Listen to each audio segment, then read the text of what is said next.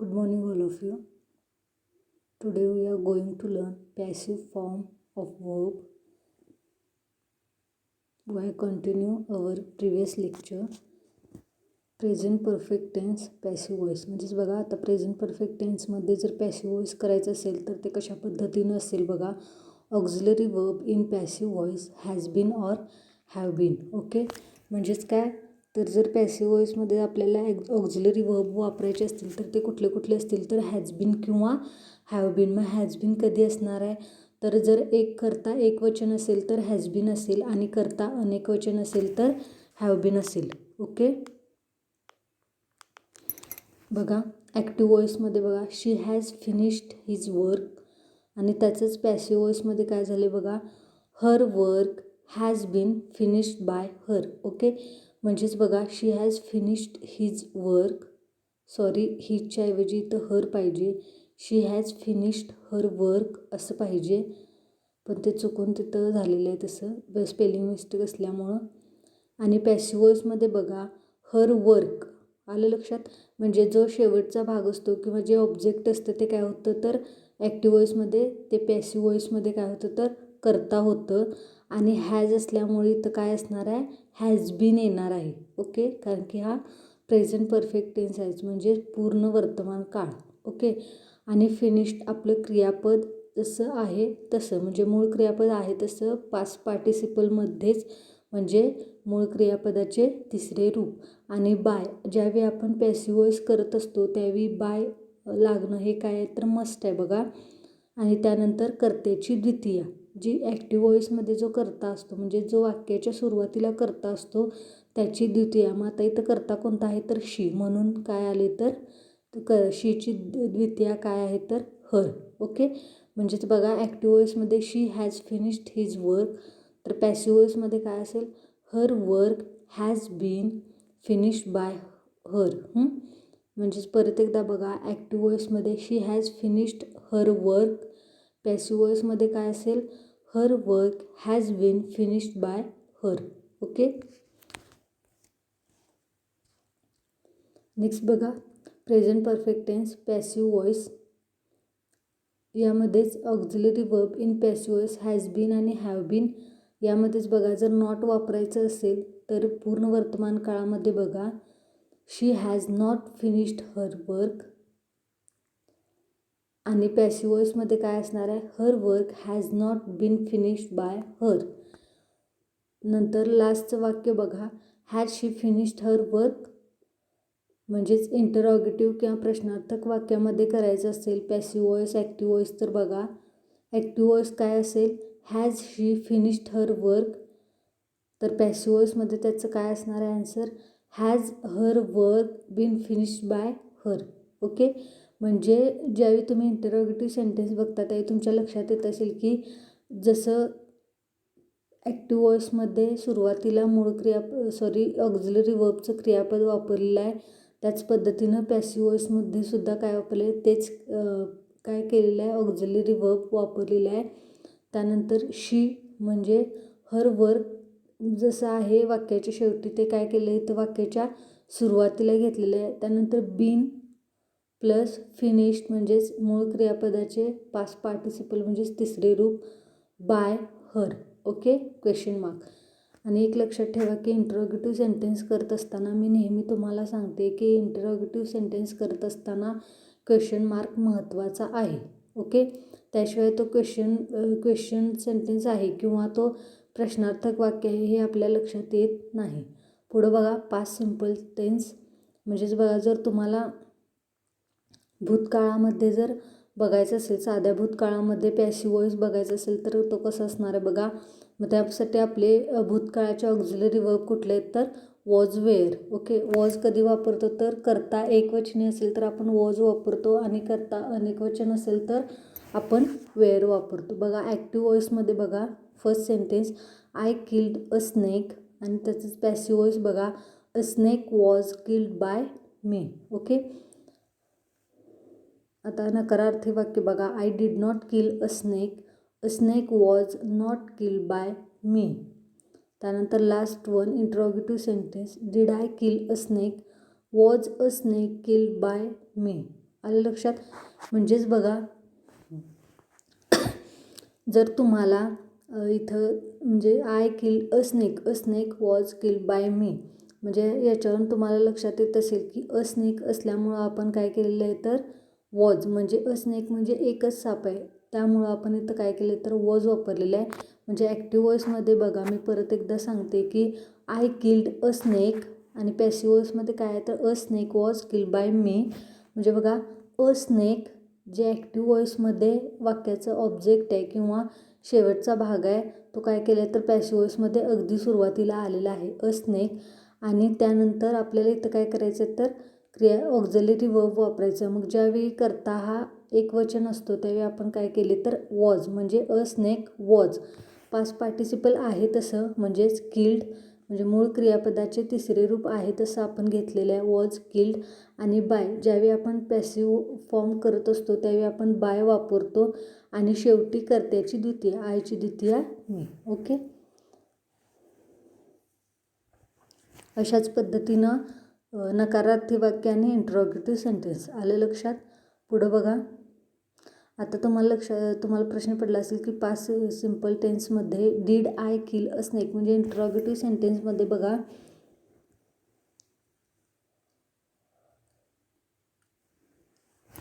आपण डीड वापरले तर आपण भूतकाळामध्ये डू, डज आणि डीड या सहाय्यकारी क्रियापदामधील फक्त डीडच वापरतो. ओके, डू आणि डज ही वर्तमान काळाची रूपे आहेत. आलं लक्षात? नेक्स्ट बघा, past continuous tense passive voice. ज्यावेळी आपल्याला चालू भूतकाळ पॅसिव्ह वॉइसमध्ये बघायचं असतो त्यावेळी बघा, auxiliary verb in passive voice was being or were being. आपण हे सगळं टेन्समध्ये शिकलेलो आहोत. ओके, की कुठल्या काळामध्ये कुठल्या प्रकारचं वर्ब वापरायचं हे तुम्हाला आत्तापर्यंत लक्षात आलं असेल. त्यामध्ये बघा, आता ॲक्टिव्ह वॉइसमध्ये he was driving a car, passive वॉइसमध्ये a car was being driven by him. Okay, म्हणजेच काहीतरी इथं बघा, आता तुम्हाला क्रियापदाचं पास्ट पार्टिसिपल वापरावं लागतं. ही वॉज ड्रायव्हिंग अ कार, आणि पॅसिव्ह वॉइस करत असताना त्याचं काय असणार आहे अ कार, म्हणजे लास्टचा जो ऑब्जेक्ट आहे तो वॉज. ओके, कारण की इथं आपल्याला ऑलरेडी त्यांनी वॉज दिलेला आहे, आणि आय एन जी ड्रायव्हिंग म्हणजे क्रियापदाला आय एन जी प्रत्यय लागल्यामुळे तर आपण काय करतो तर बीइंग लावतो आहे, वॉज बीइंग. ओके, जे आपल्याला वरती दाखवलेलं आहे ऑक्झिलरी वर्ब इन पॅसिव्ह वॉइसमध्ये was being or were being. मग करता एकच असल्यामुळे इथं आपण काय करतोय तर म्हणजे एकवचनी असल्यामुळं आपण इथं काय करतोय तर वॉज बीइंग ड्रायव्हन हे ड्रायव्हिंगचं काय आहे तर पास्ट पार्टिसिपल म्हणजेच तिसरे रूप आहे बाय, आणि कर्त्याची द्वितीया हीचं हिम. ओके, नेक्स्ट बघा, he was not driving a car was not being driven by him. Was he driving a car, was a car being driven by हिम. आले लक्षात? तर अशा पद्धतीनं ज्यावेळी तुम्ही या सेंटेन्सचं म्हणजे पुन्हा पुन्हा ज्यावेळी वाचन कराल किंवा पुन्हा पुन्हा ज्यावेळी समजून घ्याल त्यावेळी तुम्हाला हे पटकन समजेल. त्यासाठी आधी सगळ्यात महत्त्वाचं तुम्हाला टेन्सचा व्हिडिओ पाहणं महत्त्वाचं आहे.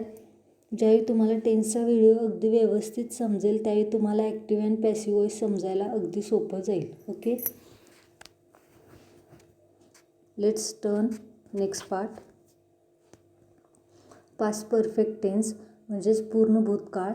तर याच्यामध्ये बघा, ऑक्झिलरी वर्ब आपण बघितलेत की हॅड बीन हे एकच ऑक्झिलरी वर्ब येतं कशामध्ये तर पूर्ण भूतकाळामध्ये. आता ॲक्टिव्ह वॉइसमध्ये बघा आणि पॅसिव्ह वॉइसमध्ये बघा, active voice they had completed the assignment, आणि त्याचं पॅसिव्ह वॉइस काय केले तर बघा, the assignment had been completed by them. Okay, देची जी द्वितीय आहे ती काय आहे तर इथं देम आहे. बघा, देचं देम होतं. They had not completed the assignment had not been complete by them. Okay,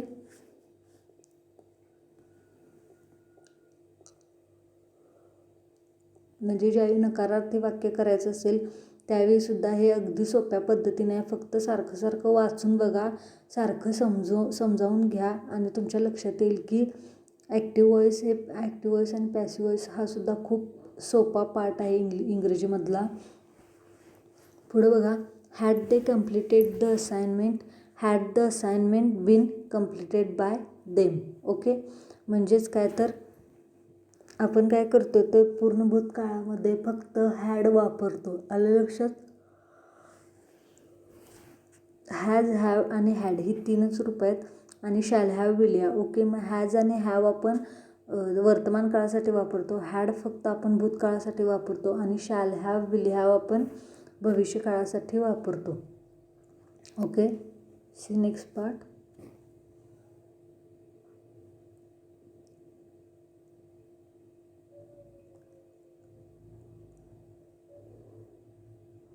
future simple tense passive वॉइसमध्ये बघा auxiliary verb in passive voice will be. मग आता ज्यावेळी आपण साधा भविष्यकाळ ज्यावेळी आपण वापरतो त्यावेळी काय असणार आहे तर बघा auxiliary verb in passive voice will be असणार आहे.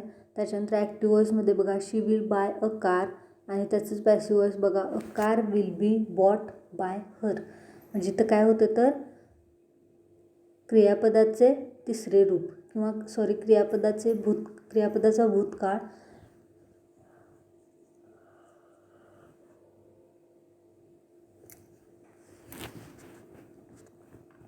म्हणजेच काय तर बघा इथं क्रियापदाचं तिसरं रूप तुम्हाला वापरावं लागते. ॲक्टिव्ह व्हॉइस आणि पॅसिव्ह व्हॉइसमध्ये बघा she will buy a car will be bought by her. She will not buy a car will not be bought by her. आणि will she buy a car be bought by her question mark. Okay, तर अशा पद्धतीनं तुमच्या लक्षात आलं असेल की कशा पद्धतीनं आपण याच्यामध्ये ॲक्टिव्हचं पॅसिव्ह करत असताना टेन्सचा वापर करून कशा पद्धतीनं आपण सेंटेन्सेस तयार करू शकतो आहे.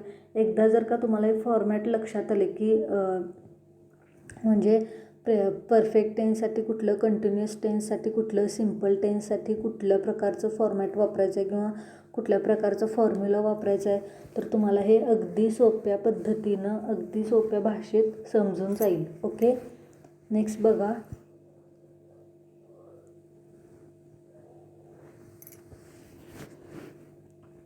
Future perfect tense passive voice auxiliary verb in passive voice will have been. Active voice आणि passive voice you will have started the job will have been started by you.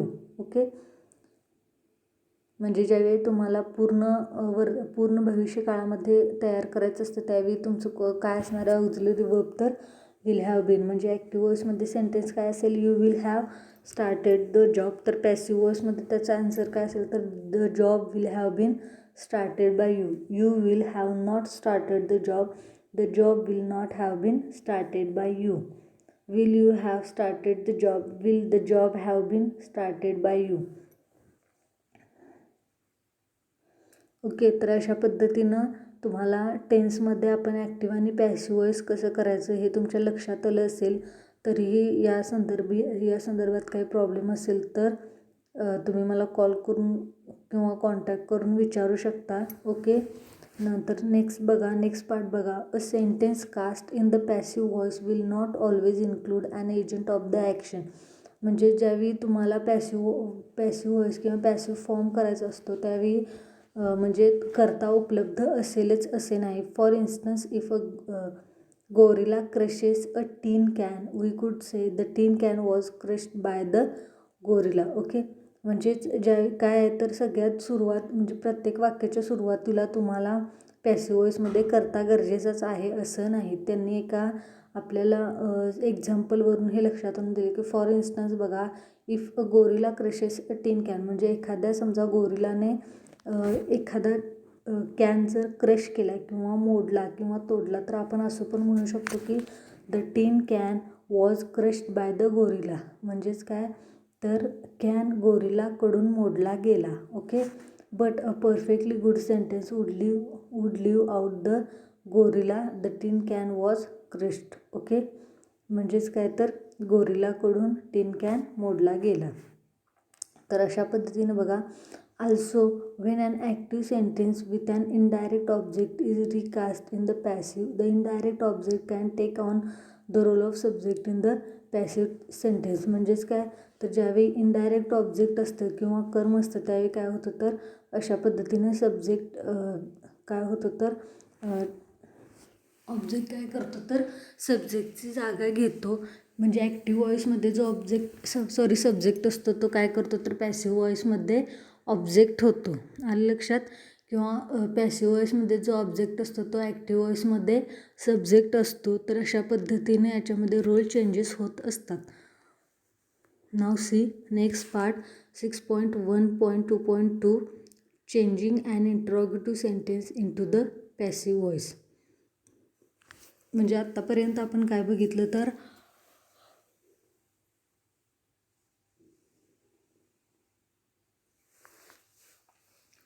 टेन्सचा वापर आपण ॲक्टिव्ह आणि passive वॉईसमध्ये कसा करायचा हे बघितलं. आता याच्यानंतर पुढं बघा सेंटेन्सेस, म्हणजे जे आपण टाईप्स ऑफ सेंटेन्सेस बघितले आहेत तर त्या सेंटेन्सेसचा वापर पॅसिव्ह आणि ॲक्टिव्ह वॉईसमध्ये कसा करायचा हे बघायचं आहे. Changing and interrogative sentence into the passive voice. म्हणजेच बघा जर आपल्याला प्रश्नार्थक वाक्य पॅसिव्ह वॉईसमध्ये करायचं असेल तर notes as you may have noticed the auxiliary do does and did are not used in the passive. Okay. म्हणजेच काय तर पॅसिव्ह वॉईसमध्ये आपण काय करतो तर ऑक्झिलरी डू डज आणि डीड हे जे 3 ऑक्झिलरी आहेत ते वापरत नाही. कुठं तर पॅसिव्ह फॉर्ममध्ये. बघा फॉर एक्झाम्पल ॲक्टिव्हमध्ये बघा do the children play football. मुलं फुटबॉल खेळतायत का तर पॅसिव्ह वॉईसमध्ये काय असेल is football played by the children question mark. Okay. Into bracket बघा not do football played by the children. Okay. म्हणजेच बघा इथं तुम्हाला लक्षात आले असेल की ॲक्टिव्हमध्ये जर do the children play football असेल तर त्याचे पॅसिव्हमध्ये काय होतं तर आपण जे वर्तमान काळामध्ये ॲम इज आर जी क्रियापदं वापरतो, सहाय्यकारी क्रियापदं वापरतो त्यांचा आपण काय करतो तर पॅसिव्ह वॉईसमध्ये वापर करतो. म्हणजे जर ॲक्टिव्ह वॉईसमध्ये do the children play football असेल तर पॅसिव्ह वॉईसमध्ये त्याचं काय होतं तर is football played by the children question mark. Okay. Next sentence बघा ॲक्टिव्ह वॉईसमध्ये बघा did Alice invite you. Passive वॉईसमध्ये बघा were you invited by Alice. Okay. Not did you invited by Alice. Okay. म्हणजे बघा ॲक्टिव्ह वॉईसमध्ये जसं आपण did वापरतो तसं पॅसिव्ह वॉईसमध्ये आहे तसं did did you invited by Alice असं होत नाही. तर काय होतं तर कर्त्याप्रमाणे क्रियापद बदलतं. म्हणजेच ॲक्टिव्ह वॉईसमध्ये बघा डीड ॲलिस इन्व्हाइट यू. मग जो ॲक्टिव्ह वॉईसमध्ये शेवटचा भाग असतो तो काय होतो तर पॅसिव्ह वॉईसमध्ये सुरुवातीला येतो. मग आता इथे वेअर का वापरले तर यू हे काय आहे तर आपण अनेकदा काय घेतो तर अनेक वचन म्हणजे तू सुद्धा होतं किंवा तुम्ही सुद्धा होतं. आलं लक्षात. मग त्यामुळं आपण इथं यूच्या आधी कुठलं सहाय्यकारी क्रियापद वापरतो तर वेअर. आलं लक्षात. त्यामुळे बघा पॅसिव्ह वॉईसमध्ये काय होतं तर were you invite by Alice question mark. Okay. Next बघा notes the auxiliaries has have and had are used in the passive but they change their form according to the number and person of the passive subject. मग बघा आता passive वॉईसमध्ये आपण has have had अशा पद्धतीच्या auxiliaries वापरतो पण त्या बदलतात. कशानुसार बदलतात तर त्यातील नंबर म्हणजे अंक, त्याचप्रमाणे व्यक्ती आणि त्या वाक्यातील काय असेल तर पॅसिव्ह वॉईसचा सब्जेक्ट. ओके. म्हणजेच बघा ॲक्टिव्हमध्ये जर have you finished the work असेल तर पॅसिव्हमध्ये काय असेल तर has the work been finished by you.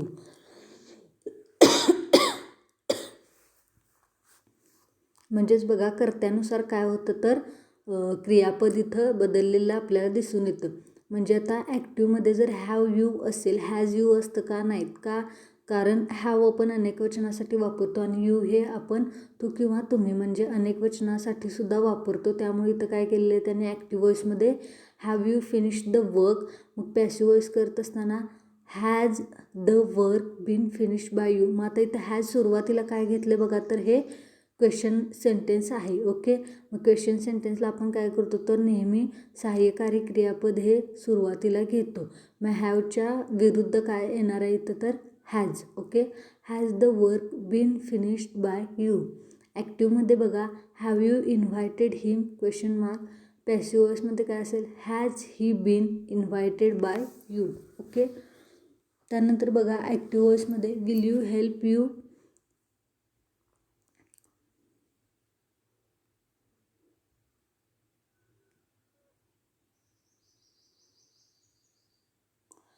Active वॉइसमध्ये सेंटेन्स बघा will you help you.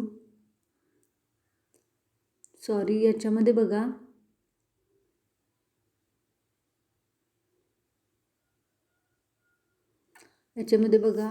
Spelling mistake आहे. ॲक्टिव्ह वॉइसमध्ये सेंटेन्स काय आहे तर विल यू हेल्प यू, ते असं नाही नसून काय असणार आहे will you help I. Okay, question mark.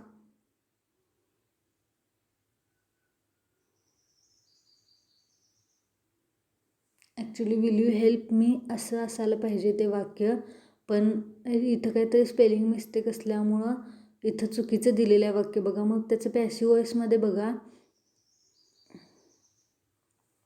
मग इथं मी असल्यामुळं आता समजा जर ॲक्टिव्ह वॉइसमध्ये मी म्हणजे विल यू हेल्प मी, मी हे काय तर द्वितीय, तर पॅसिव्ह वॉइस करत असताना आपण काय करणार त्या द्वितीयाची काय वापरणार तर प्रथमा. मग मीची प्रथमा काय तर आय. ओके, म्हणजे will you help me question mark, तर पॅसिव्ह वॉइस काय असेल will I B help by you. Okay, question mark.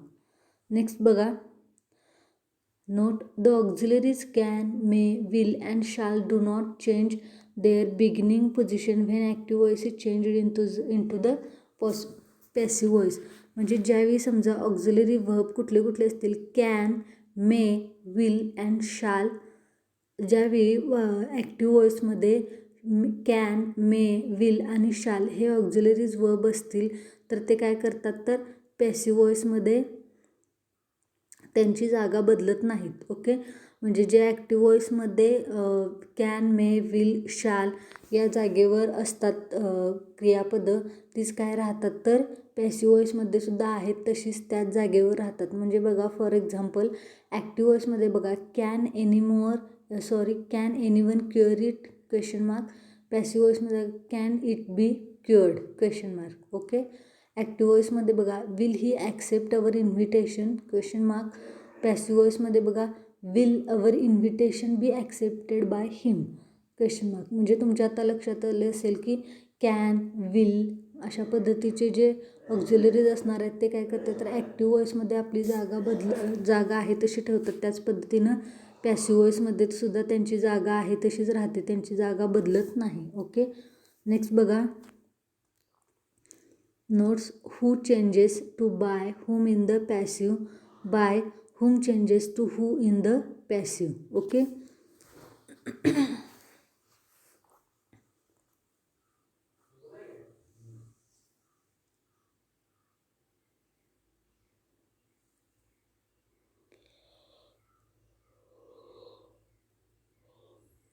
म्हणजेच बघा आता हूचं काय होतं ॲक्टिव्ह वॉइसमध्ये जर हू या प्रश्नाने या शब्दाने जर प्रश्न विचारला असेल तर त्याचं पॅसिव्ह वॉइसमध्ये काय होतं बाय होम. ओके, आणि जर ॲक्टिव्ह वॉइसमध्ये बाय होम असेल तर त्याचं पॅसिव्ह वॉइसमध्ये काय होतं तर हू.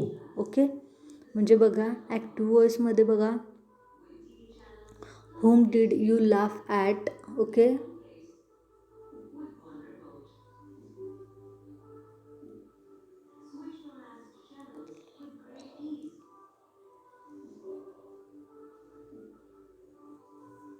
ॲक्टिव्हमध्ये बघा whom did you laugh at question mark. Passive वॉइसमध्ये काय असणार आहे who was laughed at by you. Okay, म्हणजे whomचं इथं काय झालेलं आपल्याला दिसून येतं तर who. ओके, ॲक्टिव्ह वॉइसमध्ये बघा who killed the snake. Passive वॉइसमध्ये by whom was the snake killed. म्हणजे एक लक्षात घ्या की ज्यावेळी ॲक्टिव्ह वॉइसमध्ये whom असतं त्यावेळी पॅसिव्ह वॉइसमध्ये त्याचं who होतं, आणि ॲक्टिव्ह वॉइसमध्ये ज्यावेळी हू असतं त्यावेळी पॅसिव्ह वॉइसमध्ये त्याचं बाय हुम होतं. आलं लक्षात? हे लक्षात आलेलं आहे का तुमच्या काय प्रॉब्लेम आहे का याच्यामध्ये? ओके, ज्यावेळी तुम्ही नोट्स वाचताय त्यावेळीसुद्धा तुम्हाला हे लक्षात येतं म्हणजे जास्त एक्सप्लेन करण्याची इथं मला गरज वाटत नाही. हे तुमच्या लक्षात आले असेल की नोट्स वाचलात की तुम्हाला ते लक्षात येतं. आणि ज्यावेळी तुम्ही ॲक्च्युअलमध्ये सेंटेन्सेस सोडवायला घ्याल, एक्सरसाइज सोडवायला घ्याल, त्यावेळी तुम्हाला हे बऱ्यापैकी समजलेलं असेल. Okay, now see next part. पुढं बघा, notes the question words when, where, why, how and what do not change their beginning position when the sentence is changed from the active to the passive. बघा, the question words when, where, why, how and what do not change their beginning position when the sentence is changed from the active to the passive. म्हणजेच काय, तर जे प्रश्नार्थक शब्द आहेत, okay, when, where, why, how and what, हे काय करतात तर आपली जागा, म्हणजे जरी ॲक्टिव्हमधून आपण पॅसिव्हमध्ये सेंटेन्स केले तरी ते आपली जागा सोडत नाहीत. ओके, म्हणजेच बघा, ॲक्टिव्हमध्ये जर why did he punish you, question mark, तर पॅसिव्हमध्ये why were you punish by him. Okay, ॲक्टिव्हमध्ये बघा, what did he say question mark, पॅसिव्हमध्ये what was said by him question mark. ॲक्टिव्हमध्ये बघा, whom did you invite question mark, पॅसिव्हमध्ये who was invited by you question mark. Okay, now examples बघा याचेच. Changing interrogative sentence into the passive, म्हणजेच आपल्याला ज्यावेळी passive वॉईसमध्ये करायचं असतं इंट्रॉगेटिव्ह सेंटेन्सचं, त्यावेळी बघा ॲक्टिव्हमध्ये काय असेल तर डीड शी इन्व्हाइट यू, पॅसिव्हमध्ये काय असणार आहे were you invited by her. Okay, ॲक्टिव्हमध्ये जर कॅन एनीबडी क्युअर इट, पॅसिव्हमध्ये can it be cured by anybody. ॲक्टिव्हमध्ये हू ब्रोक द विंडो, आणि पॅसिव्हमध्ये बघा by whom was the window broken. Okay, ॲक्टिव्हमध्ये बघा व्हॉट डू यू वॉन्ट, पॅसिव्हमध्ये what is wanted by you. ॲक्टिव्हमध्ये बघा will you tell me a story, पॅसिव्हमध्ये will a story B told to me by you. Okay, ॲक्टिव्हमध्ये बघा have you finished work question mark, पॅसिव्हमध्ये has the work been finished by you question mark. ॲक्टिव्हमध्ये बघा when will they announce the results question mark, पॅसिव्हमध्ये बघा when will the results be announce by them. Okay, तर अशा पद्धतीनं तुमच्या लक्षात आलं असेल की ज्यावेळी आपल्याला क्वेश्चन मार्कचं वाक्य वापरायचं असतं त्यावेळी जर ऑक्झिलरी वर्ब वेगवेगळे असतील तर वेगवेगळ्या पद्धतीनं तुम्हाला काय करावं लागणार आहे, इथं सेंटेन्सेस तयार करावे लागणार आहेत. आलं लक्षात?